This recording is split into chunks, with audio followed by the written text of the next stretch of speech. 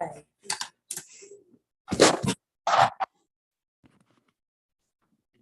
good. What? We're live. God knows what he gave up to get that done. Attorneys stick together. Yeah. Let's call the April 4th, 2022 meeting of the Dalton City Council to order. Mr. Mock will lead us in the pledge. To the flag of the United States of America, to the republic which stands, one nation, under God, indivisible, with liberty and justice for all. The agenda is before you. Any corrections, additions, deletions? Motion by Second. Ms. Harlan, second by Mr. Farrer. All in favor, say aye. Aye. All opposed, like sign. I've got one public comment card up here from Dennis's son, I think, Jason Mock.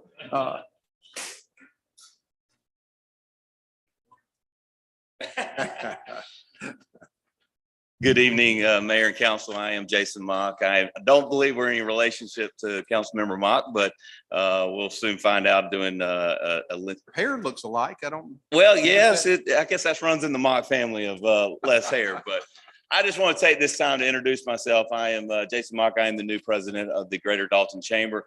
Today is day 6 for me, so I am drinking from a fire hydrant, but it's great to be here in Dalton. It's great to be back in Georgia. I'm originally from the state of Georgia, spent some time in Texas, but it's great to be in Dalton, and I look forward to working with each and every one of you. So, Mayor, thank you for allowing me this time. Yeah, welcome. Welcome. Next on the agenda is the minutes from the March 21st, 2022 meeting. Do I hear a motion? So move. Motion by Mr. Mock, second by Mr. Goodlett. All in favor, say aye. Aye. Like sign.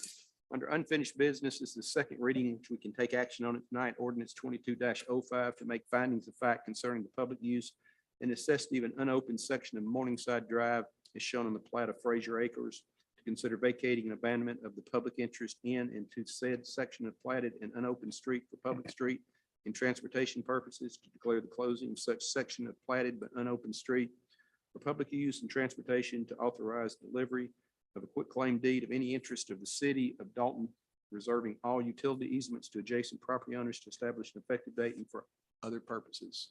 Who has got this? Thank you, Mr. Mayor. I've got this. This is, as you mentioned, a second reading, so the council will take action on this tonight regarding the request from BMT Circle LLC to close, as you mentioned, the unopened section of Morningside Drive. It's an unopened 50-foot right-of-way from the Alabama Drive cul-de-sac to Halbowen Drive.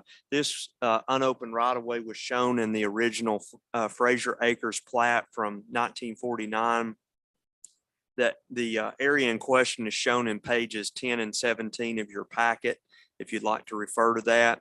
I mentioned at the previous council meeting that when Veterans Drive was constructed, it basically it replaced the need for this connection of Morningside Drive as shown on the plat. It showed a connection over to Halbowen. And as I said, when Veterans Drive was constructed in the early 2000s, it replaced the need for this section.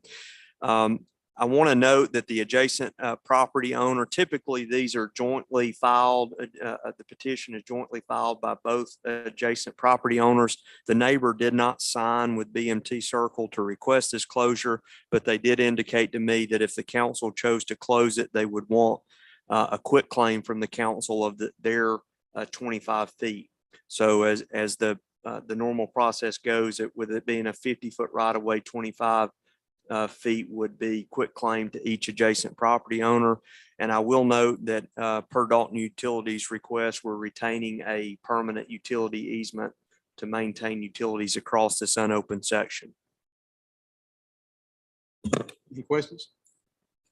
There a motion? So move. Motion by Mr. Mock, second by Mr. Farrer. All in favor, say aye. Aye. Opposed, like sign. Number 3, second reading ordinance 22-06, an ordinance of the city of Dalton to amend Chapter 22 captioned buildings and building regulations, providing for delegation of powers and authority for the administration and enforcement of the provisions of Chapter 22 and the powers of building inspector under 5-23 of the charter, Georgia 1908, page 579, section 8, and the sections 22-501 of the revised code of 2001 is amended to establish an effective date, provide for severance, repeal conflicting local laws, and for other purposes. Issue two. Thank you, Mayor. This is again another second reading. There have been no changes to the proposed ordinance, which would facilitate the transfer of authority of code enforcement responsibility to the city administrator's office with regards to enforcement of state minimum codes adopted by the city. Chapter 22 of City Code, which is related to building code, international property maintenance code, and all other non-criminal code violations within the city of Dalton. Further, this ordinance also provides authority to the fire chief as well as any certified police officer or peace officer in the city to assist or to do enforcement activities. So it really broadens the ability to tackle some of the code enforcement challenges that we have in the city today, providing that authority to my office as well as the fire chief's office. And again, there were no changes from the first reading. I believe we have a new code enforcement person as of He today. started today, but he has no authority until the council votes. Motion by Ms. Harlan. Second by Mr. Goodlatte. All in favor, say aye. Aye. Opposed, like sign. Under new business, we have two new 2022 alcohol beverage applications. Both of these are licenses. First one is for us, location. Located at 116 West King Street. It's for the beer. Second one is Baja Applicants John McKinney, location 22 Street. Is that in the form of a motion? Motion by Ms. Harlan, is there a second? Second by Mr. Mock. All in favor, say aye. Aye. Opposed, like sign. Number 5, renewal of HVAC maintenance agreement with MCOR for old post office building. Good evening. This is pretty straightforward. As per our lease, we are required to maintain the HVAC system at the old post office over on Hamilton. And this is a renewal. There is a 5% increase from last year, however, which is about $192 a year increase. Now we know why Jason's really here, to make sure he's got air conditioning this summer is what it is. Any questions? Your motion? Who made the motion? Motion by Mr. Mock, second by Ms. Harlan. All in favor, say aye. Aye. Opposed, like sign. Thank you. Number 6, resolution 22-02, ethics in government. Thank you, Mr. Mayor. This is a requirement from the Georgia Municipal Association every 4 years to continue participation in their program by adopting these 5 ethics principles. I'll just read this, that the mayor and council of the city of Dalton as a group and as individuals and as representatives of general government of the city will subscribe to the following 5 ethics principles and pledge to conduct the affairs of the city of Dalton accordingly. Number 1, to serve others, not ourselves. Number 2, use resources with efficiency and economy. Number 3, treat all people fairly. Number 4, use the power of your positions for the well-being of the constituency. And number 5, to create an environment of honesty, openness, and integrity. And again, this is a resolution that can be acted on tonight. Hear a motion? Motion by Mr. Mock, second by Ms. Harlan. All in favor, say aye. All Aye. opposed, like sign. Number 7, change order request for 210 Heritage Point Soccer Complex.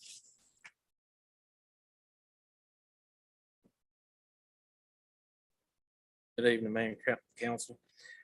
So the change order for $32,959.68 for the Heritage Point Soccer Complex be to the contract with Northwest Georgia Paving.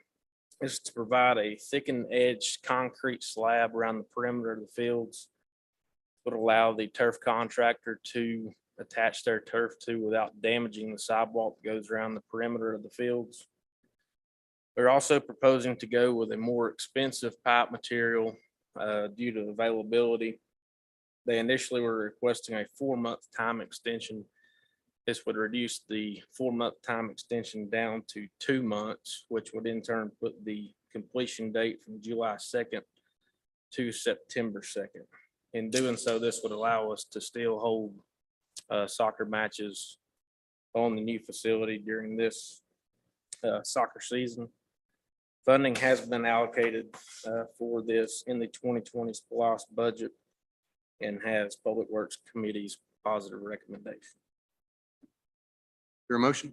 Motion by Mr. Second. Mock, second by Mr. Goodlet. All in favor, say aye. All opposed, Aye. like sign. Number 8, GDOT contract to acquire land easement right away, replace AWOS at the Dalton Municipal Airport. Yes, Mr. Mayor and Council, this is to receive a bundle of grants, federal and state grants to cover a bundle of projects in the amount of $737,274.36. This will require a local match of $63,349.05. Out of that, $32,500 has already been approved by the mayor and council for replacement of the automated weather observation system, which is the AWOS. And the remaining local match requirement is $30,849.05. That's primarily for the land acquisitions, purchase of a property off the end of our runway 32 and a navigation easement in Murray County for removing safety obstacles to the runway 32 approach. How close are we getting all that land out there that we need? We're ready to close on those properties now. So with the approval of this grant, we'll be able to close on those properties and start clearing trees will be the next. But how much more land do we need to? This will probably be the last large purchase that we'll do for a while. This will also enable us to extend the runway out to the south if we decide to do that. We've got that in our 10-year plan. But that basically in the next 4 or 5 years, we'll probably do some more navigation easements, which is just the airspace above properties that we'll need to purchase, which is quite a bit cheaper. It's about a 10% appraised value on those. Any other questions, Andrew? Your motion? So moved. Motion by Ms. Second. Harlan, second by Mr. Goodlet. All in favor, say aye. Aye. Opposed, like sign. Number 9, contract with Thrive Outdoor for grading services at Dalton Municipal Airport. So in 2021, the mayor and council funded the engineering for the plan to grade roughly half an acre for hangar development at the airport. Those plans were delivered by Croy Engineering in February of this year. And the airport authority would like to move forward with the grading of this area at the cost of $8,017. I've already received 3 quotes. The lowest bidder was Thrive Outdoor for that project. And I have also earmarked some funds through the bipartisan infrastructure bill to be able to cover this at 95% reimbursement next fiscal year, FY23. Questions? Motion by Mr. Mock, second by Ms. Harlan. All in favor, say aye. Aye. Opposed, like sign. Thanks. Number 10, this is the first reading of ordinance 22-08 to repeal subsection of section 26-34 of the revised code of 2001 in order to eliminate the percentage discount and occupational tax due to the city when a business commences in the city.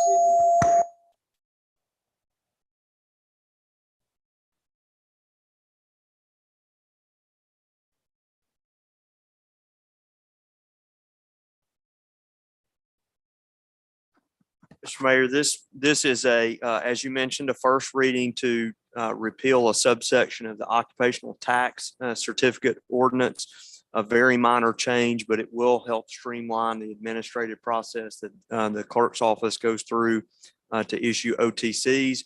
What this ordinance revision would do, there's a provision currently that if a business or whatever requests an OTC after July 1st, they pay 50% of the OTC that's due to the city. This would eliminate that proration and in favor of the full occupational tax certificate amount that's required. Take action on it next. So they pay for the whole year instead of just part of the year. It's prorated. So the base fee is $100. Whatever the point is, after July 1st, that's prorated. You're feeling. That's it. So,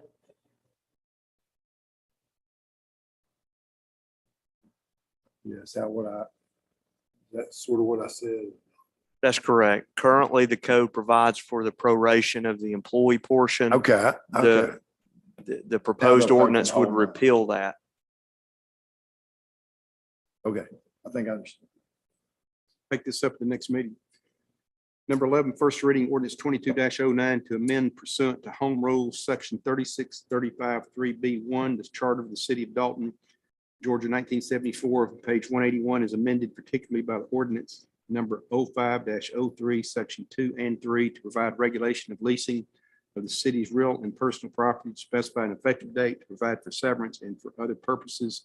I believe Mr. Miller says that if we want to go forward tonight, we have to do this twice. That's correct. This is a little different procedure because we're amending the city's charter by home rule as opposed to a local act of the legislature. You may recall last December, we thought we might take this to the Georgia General Assembly, but after some research, work with legislative general counsel at the legislature and Representative Carpenter, we determined that given the fact the city last addressed its leasing powers by home rule, that we should follow suit with this. And so concurring with that, the administrator and I bring this on, and it is a charter amendment, which you have the power to do. But the difference in procedure is that you read it twice and you have to vote on it both times. And if you vote on it tonight, then we will actually run a synopsis of it in the legal organ for between the next meeting. And then at the next meeting, it'll be adopted. We'll send it to the Secretary of State. It will go into the charter amendments permanently of the city. What this would do is set down specifically and for the first time, some regulatory guidelines on this and future mayors and councils on leasing of real estate of the city to private persons. Andrew, I think, made a list last year of some of the properties, but it came up initially with airport, non-fixed based operator airport leases. The fact that those are leases that are longer term, and they tend to be because the persons operating are going to put a great deal of capital up front into the development. But we wanted to put in there for the first time some of the requirements of the state under the leasing laws for municipalities. And that is, even though we're doing this at arm's length, we do it at fair rental value. We do it either in money or in kind or both. Some of the properties are historical properties where the lessee long-term has done major upgrades, rehabilitation, replacement, like the old city hall, and maintained it, which does the city a valuable service. And so we've put flexibility in there, but we've tried to put some guidelines in that'll inform the mayor and council and the management on how these properties are leased. Chamber buildings under this too, right? I believe it is. That's correct. It was the chamber building, the old city hall, the Emory Center, the airport. I think that was about it. Are we ready to take the first action on this tonight? Do you want to hold off? What do you want to do? Okay. There a So motion? moved. Motion by Mr. Mock, second by Mr. Farrell. All in favor, say aye. Aye. Opposed, like sign. Ordinance 22-10, the request of Chris James to rezone from transitional commercial C4 to general commercial C2 attractive land totaling 0.17 acres located on 921 South Hamilton Street, parcel 12-257-02-019. Ethan. Thank you, Mr. Mayor. I believe everybody has your handouts with the maps there. You can see the subject property on South Hamilton. It's a fairly straightforward request. It's currently a vacant parcel and has been for some time. The request was prompted by an individual, Mr. James, that owns a business 2 doors to the south, I believe it is, on the corner. And that is an auto body repair shop or an auto mechanic repair shop. And that property was rezoned in the same sense from C4 to C2 just a few years ago, I believe. And he's operated in that building now for some time, but he needs to expand his operation to be able to park additional cars and is unable to do so on the property that exists now. This property, the subject property, is a grass lot, and therefore rezone or not rezone for it to be used as a parking lot for any business, it will need to be improved. It need to be paved or cement or something like that. And of course, that was passed along to the petitioner also. There were no objections to this rezoning. The staff analysis was to approve based on existing development land use in this area. We heard no opposition, and the planning commission gave a unanimous recommendation to approve as well. Question of Ethan?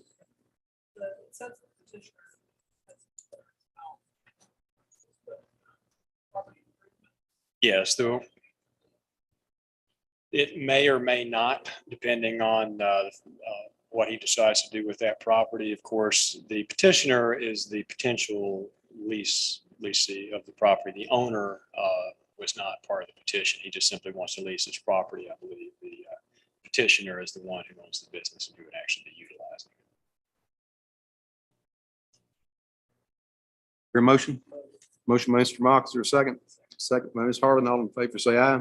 Aye. Opposed, like sign. Ordinance 22-11, the request of Louise and Maria Herrera to rezone from heavy manufacturing M2 to rural residential R5. Tract of land totaling 1.22 acres located at 500 Underwood Street, parcels 12-201-10-001 and 12-201-10-017. Ethan? Thank you, Mr. Mayor. This is one of those situations that we've seen a few times from the previous city zoning ordinance from the past that was a pyramid style zoning ordinance where properties that were zoned commercial or manufacturing essentially had the permitted use table of no zoning. In other words, you could do anything in manufacturing zone districts before the unified zoning ordinance was enacted in 2015. And once that change came about, people used to see a lot of value in M2, and a lot of folks did not want to change from M2 to a newer zone district, a residential zone district, because they saw that inherent value in having that M2 zoning. So some of these properties that remained M2 were a byproduct of that. This is one of those properties that has been developed for a number of years as a residential property. Petitioner simply wishes to create a conforming property in order to be able to sell this subject property. And without having a residential zoning or a conforming zoning, banks will not lend a mortgage. So it makes it rather difficult to sell a home or buy a home if it doesn't have the proper zoning. And even though we have a non-conforming policy that says this house that's on the manufacturing lot can exist in perpetuity or even be replaced if it's destroyed, by an act of God, banks will not honor that. It must be zoned in that residential sense. Based on the existing land use and development in this area, this is simply a correction, and we see no negative impact by approving that it's requested. We heard no opposition, and the Planning Commission recommended a unanimous approval. Questions? Your motion? Motion by Ms. Harlan, second by Mr. Goodlet. All in favor, say aye. Aye. All opposed, like sign. Number 14, ordinance 22-12, the request of John Isaac McDonald to annex a 0 lot line residential R4 attractive land totaling 1/10 acre located at 203 Rosalind Court, parcel 12-147-17-010. Here we have an annexation, and when you take a look at the map, the map that makes most sense here is when you look at the current city boundaries.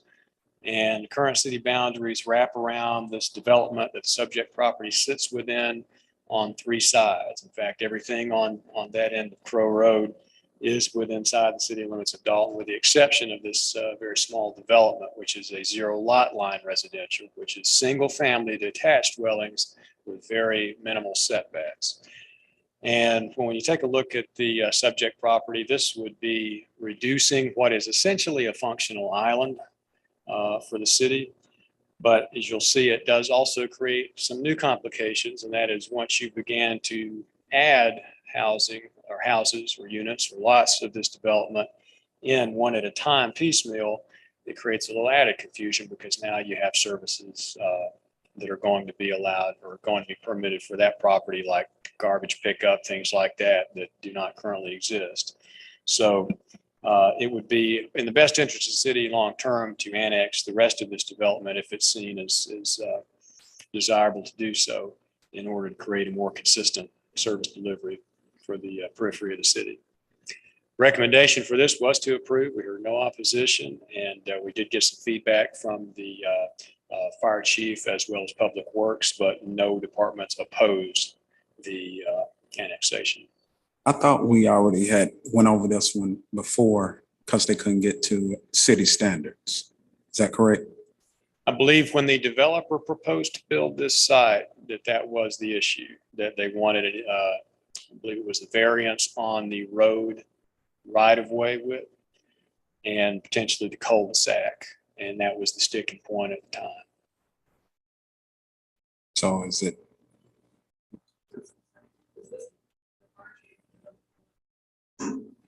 Because I'm,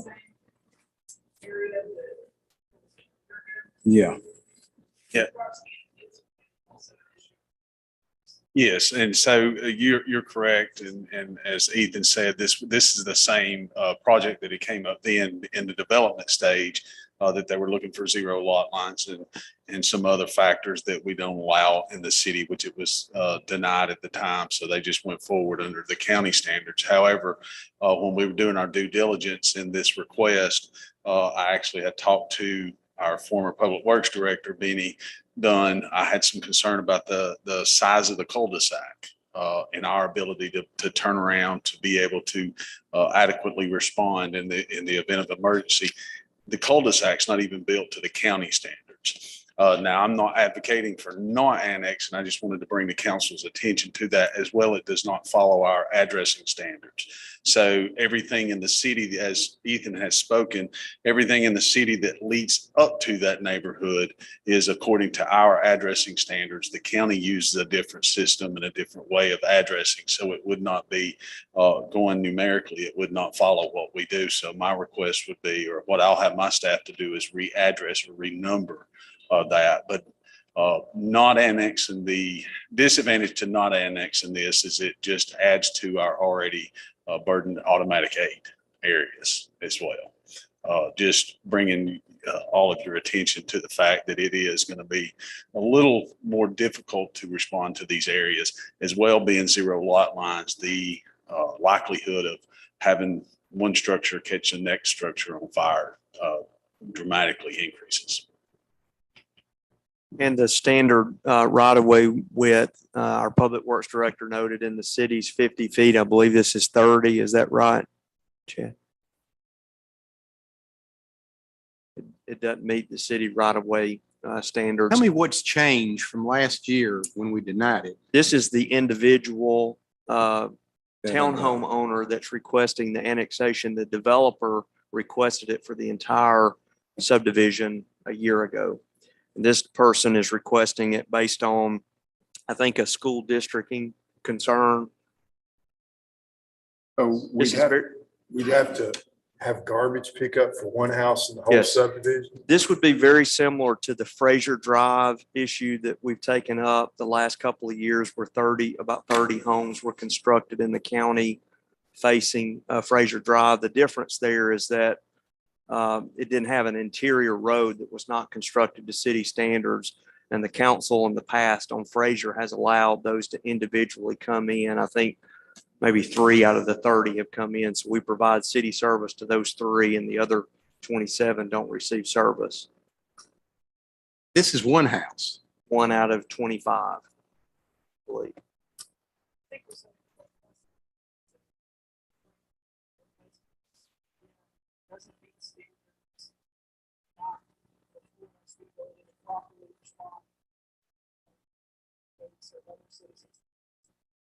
Someone's required being in the school district.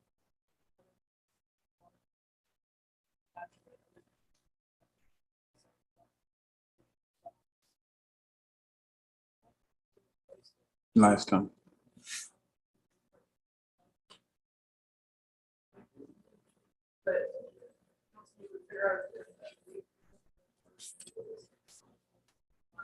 Yeah. So the only difference is that it's an individual instead of the property. What? I said the only difference now is it's an individual instead of the Why developer. should that make any difference? I don't- Still got the No, same it's- issues. Yeah. Second. Make the motion. Motion by Mr. Mock, second by Mr. Goodett. All in favor, say aye. Aye. Those like sign. Next, ordinance 22-13, the request of the city of Dalton mayor and council to amend the unified zoning ordinance text in regard to dwelling unit size within the city of Dalton to add multifamily residential as permitted use within mixed use zone development, Dalton, Barnell, and Whitfield. Thank you, Mr. Mayor. Switching to text amendments now. This came up recently when looking at some development expansion that's going on. And we discovered that when the mixed use zone district was put together a number of years ago, that multifamily was left out of it. And loft apartments and urban dwellings were made part of this ordinance, but multifamily was not. So making to add that in to this district was a recommendation. And then, of course, the other issue here is in regard to the dwelling unit size, minimum dwelling unit size that's required in the unified zoning ordinance for the city of Dalton.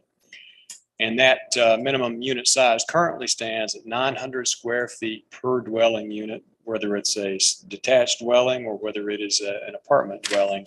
All of those units must equal 900 square feet. And with some recent potential development, of course, the Hammond Creek Apartments being one of those that prompted us to take a look at this. This eliminates the issue, the ability to be able to offer some smaller apartments, say one-bedroom apartments as part of a development. And so looking at this was a way to look at not just doing away with 900 square feet with that minimum, keeping that as a part of the unified zoning ordinance for the city of Dalton, but creating maybe a little bit of flexibility in there to have a little bit more opportunity for dwelling unit size. Of course, all building codes and things like that would need to be followed. So just because you could build under 900 square feet, you would, of course, still have to comply with all of the codes. And what staff has proposed is a 70-30 split in required dwelling unit size. In this case, it would be at least 70% of all dwelling units within a multifamily development would have to be a minimum of 900 square feet. So 2 or 3 bedroom units. That would allow for 30% a minimum of the development to be under 900 square feet in size. And again, that maintains some density mitigation, but also opportunity for a little bit more diversity in unit size. Where'd y'all come up with that percentage? That percentage, we looked at basically what would be 1/3, 1 bedroom, 2 bedroom, and 3 bedroom, break that down. And that was still Compare ourselves to required. other cities where? There's a number of other cities that don't actually have that requirement. This was something that was put together before I ever came on board, and it was a desire of previous administration to limit and mitigate density with specifically multifamily development. We did not hear any opposition from the public for this. One of the, if you'll note in the motion, that one of the planning commission members did vote in favor of removing the entire minimum 900 square feet altogether, with not requiring 70% of the development be 900 square feet or greater. That motion did die for lack of a second, and the motion to approve as presented in the staff analysis did pass. It was 2-1.